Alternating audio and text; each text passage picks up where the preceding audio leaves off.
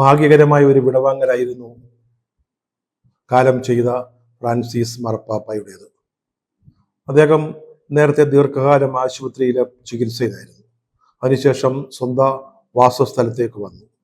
കഷ്ടാനുഭവ ആഴ്ചയിലെ തിരുക്കർമ്മങ്ങളിൽ പങ്കെടുക്കാൻ അദ്ദേഹത്തിന് സാധിച്ചു. ഈസ്റ്റർ ദിനത്തിൽ സെന്റ് പീറ്റേഴ്സ് ബസലിക്കയുടെ മുന്നിൽ മാർപ്പാപ്പയെ കാണാനെത്തിയ 10,000-കണക്കിന് ആളുകളെ ആശീർവദിക്കാനുള്ള സൗഭാഗ്യവും അദ്ദേഹത്തിന് ലഭിക്കുകയുണ്ടായി. അദ്ദേഹത്തിൻ്റെ ഈസ്റ്റർ സന്ദേശം ഒരു സഹായിയാണ് വായിച്ചത്. സ്വന്തം താമസ സ്ഥലമായ കാസ സാന്ത മാർത്തയിൽ വെച്ചാണ് അദ്ദേഹത്തിൻ്റെ അന്ത്യം ഉണ്ടായത്. സാധാരണ മാർപ്പാപ്പമാർ താമസിക്കുന്ന അപ്പോസ്തലിക് കൊട്ടാരത്തിലെ വാസസ്ഥലം അദ്ദേഹം ഉപയോഗിച്ചിരുന്നില്ല.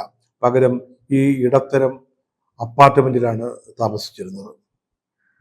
മാർപ്പാപ്പമാർ കാലം ചെയ്യുമ്പോൾ അത് ലോകത്തെ അറിയിക്കാൻ അല്ലെങ്കിൽ അത് സംബന്ധിച്ച പ്രഖ്യാപനം നടത്താൻ അധികാരപ്പെട്ട കർദിനാൾ സംഘത്തിന്റെ കാർലങ്കോ കർദിനാൾ കെവിൻ ഫാരലാണ് ഈ ദുഃഖവാർത്ത ലോകത്തെ അറിയിച്ചത്.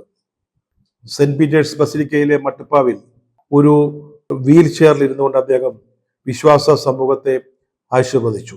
സെന്റ് പീറ്റേഴ്സ് ബസിലിക്ക സ്ക്വയറിൽ 10,000-കണക്കിന് ആളുകൾ മാർപ്പാപ്പയെ കാണാനും അദ്ദേഹത്തിന്റെ സന്ദേശം കേൾക്കാനുമായി തടിച്ചുകൂടിയിരുന്നു. ഗാസയിലടക്കം ലോകമെമ്പാടും സമാധാനം പുലരണമെന്ന ആഗ്രഹമാണ് അദ്ദേഹം തൻ്റെ അവസാന സന്ദേശത്തിൽ, ഈ ഈസ്റ്റർ സന്ദേശത്തിൽ പറഞ്ഞത്. ഗാസയിൽ അടിയന്തരമായി വെടിനിർത്തൽ നടപ്പാക്കണമെന്ന് അദ്ദേഹം പറഞ്ഞു. അതുപോലെ തന്നെ ലോകമെമ്പാടും ജൂതവിരുദ്ധ വികാരം വളർന്നു വരുന്നതിൽ അദ്ദേഹം ആശങ്ക പ്രകടിപ്പിക്കുകയും ചെയ്തു. മതസ്വാതന്ത്ര്യവും അഭിപ്രായ സ്വാതന്ത്ര്യവും നിലനിൽക്കുന്നിടത്ത് മാത്രമേ സമാധാനം പുലരുകയുള്ളൂ എന്ന് അദ്ദേഹം തൻ്റെ അവസാന സന്ദേശത്തിൽ ലോകത്തെ ഓർമ്മിപ്പിച്ചു. മറ്റുള്ളവരുടെ കഷ്ടപ്പാടുകളെ ബഹുമാനിക്കണം. അതാണ് നമ്മൾ ചെയ്യേണ്ടത്. ഗാസയിലും അതുപോലെ ഇസ്രയേലിലും യുദ്ധക്കെടുതികൾ അനുഭവിക്കുന്ന ജനങ്ങൾക്കൊപ്പമാണ് തൻ്റെ മനസ്സെന്ന് തൻ്റെ സന്ദേശത്തിൽ അദ്ദേഹം വിശദീകരിച്ചു.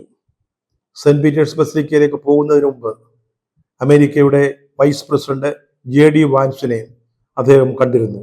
അവർ തമ്മിൽ സംഭാഷണം നടത്തുകയും ചെയ്തു. കുടിയേറ്റവും നാടുകടത്തലും സംബന്ധിച്ച വിഷയങ്ങളിൽ ഇവര് രണ്ടുപേരും, മാർപ്പാപ്പയും JD വാൻസും, രണ്ടു തട്ടിലായിരുന്നു. ഈ കാര്യത്തിൽ അമേരിക്ക എടുക്കുന്ന നിലപാടിനെ മാർപ്പാപ്പ നിശ്ചിതമായി വിമർശിക്കുകയും ചെയ്തിരുന്നു. ഇവർ തമ്മിലുള്ള അഭിപ്രായ വ്യത്യാസം അവര് പരസ്യമായി പ്രകടിപ്പിക്കുകയും ചെയ്തിരുന്നു. അതിനുശേഷമാണ് അദ്ദേഹം സെന്റ് പീറ്റേഴ്സ് ബസിലിക്കയിലേക്ക് പോയത്. പിന്നീട് അദ്ദേഹം താമസ സ്ഥലത്തേക്ക് മടങ്ങി ഇന്ന് രാവിലെ ലോകത്തോട് വിട പറയുകയും ചെയ്തു.